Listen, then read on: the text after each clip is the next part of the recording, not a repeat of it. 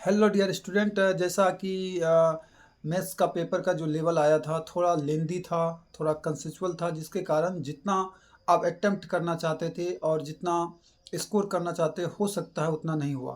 तो इस बात का बहुत ज़्यादा पश्चाताप नहीं करना चाहिए, क्योंकि माय डियर स्टूडेंट, अगर पेपर टफ आता तो ऑल ओवर द इंडिया जितने भी 17 लाख 16 लाख कैंडिडेट है जो टेंथ से बेसिक बोर्ड का एग्ज़ाम दे रहे हैं, वो सबके लिए पेपर टफ था।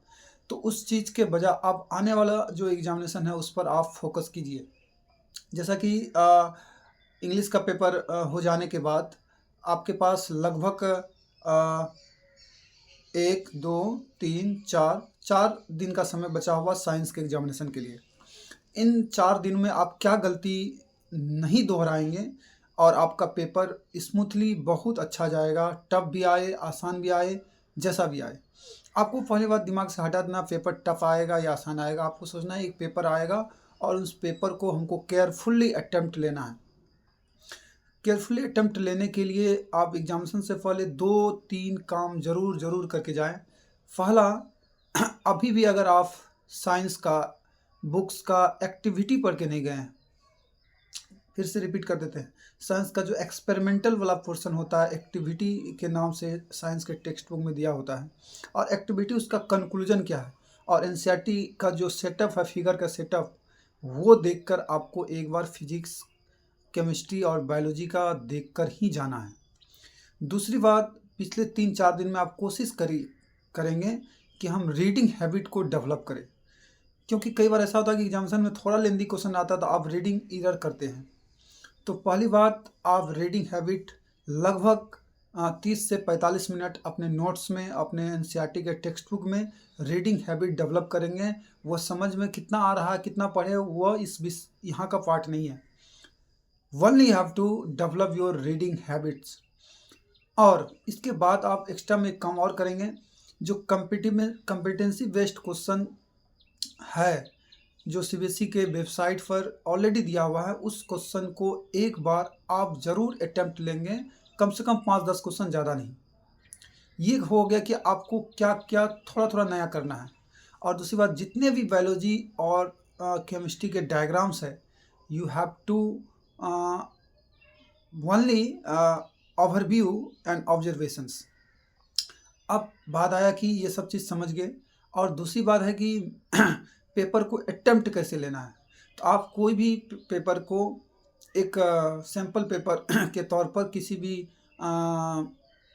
I don't recommend any publications, आप कोई भी एक सैम्पल पेपर ले लेंगे। अगर प्रीवियस ईयर क्वेश्चन ही हो जो कि कंपार्टमेंटल वगैरह एग्जामिनेशन में आया है, तो उसको प्रिंट करा के, मोबाइल फ़ोन में नहीं, प्रिंट करा के प्रॉपर 3 घंटे में एक बार मॉक टेस्ट देंगे, और उसमें आप ध्यान रखेंगे प्रॉपर जैसे वहाँ समय मिलता है उसी का यूज कीजिएगा।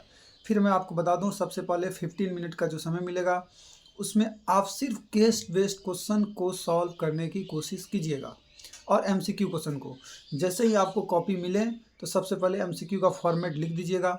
उसमें जितना फर्स्ट बार में 4-5-10 मिनट में बनाइएगा, नहीं तो फिर आइएगा केस बेस्ड पर। केस बेस्ड में ज़्यादा दिमाग लगता है और शुरुआत में आपका ब्रेन एफिशिएंट होता है, तो आप आसानी से कर पाएंगे। केस बेस्ड करने के बाद, चूँकि कहीं पर भी आप अटेम्प्ट ले सकते हैं, सिर्फ जो सेक्शन है ऊपर में सेक्शन और क्वेश्चन नंबर ज़रूर मेंशन कर दीजिएगा, उससे कोई फ़र्क नहीं पड़ता है।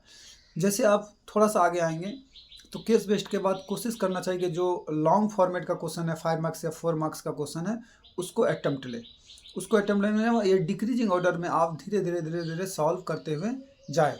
और क्योंकि कारण है, जब शुरुआत में आपका ब्रेन इतना एफिशिएंट होता है, कई बार ऐसा होता है कि 2 नंबर में क्वेश्चन में आप ज़रूरत से ज़्यादा लिख देते हैं। 2 नंबर में क्वेश्चन में 1 पेज लिखने की कोई ज़रूरत नहीं है, और इस वजह से धीरे धीरे आपका टाइम किल होता है। तो ये चीज़ आपको ध्यान रखना कि लॉन्ग क्वेश्चन पहले बनाइएगा, तो उसमें अगर आप 2 पेज लिख भी देंगे तो कोई बहुत ज़्यादा इशू नहीं है।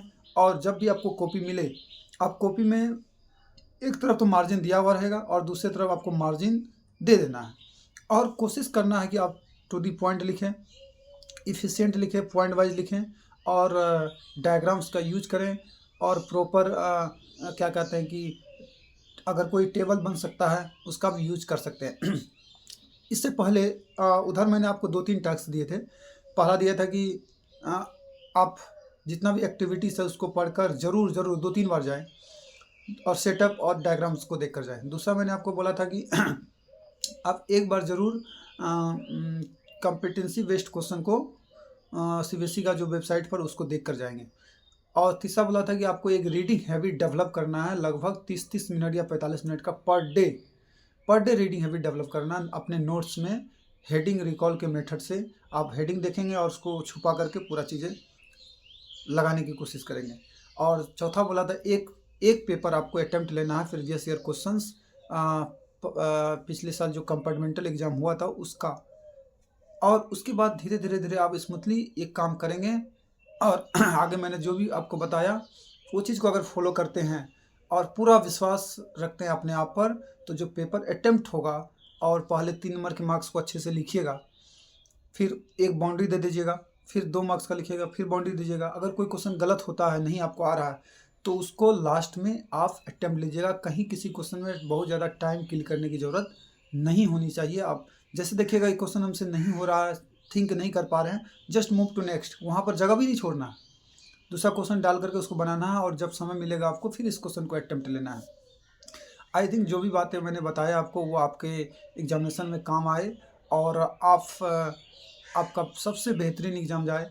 और all the best, very all the best. अगर आपका कोई भी और भी क्वेश्चन और क्योरीज है तो आप कमेंट में ज़रूर लिखें और ज़्यादा से ज़्यादा दोस्तों को शेयर करें विद्या विमर्श यूट्यूब चैनल को। Thank you very much.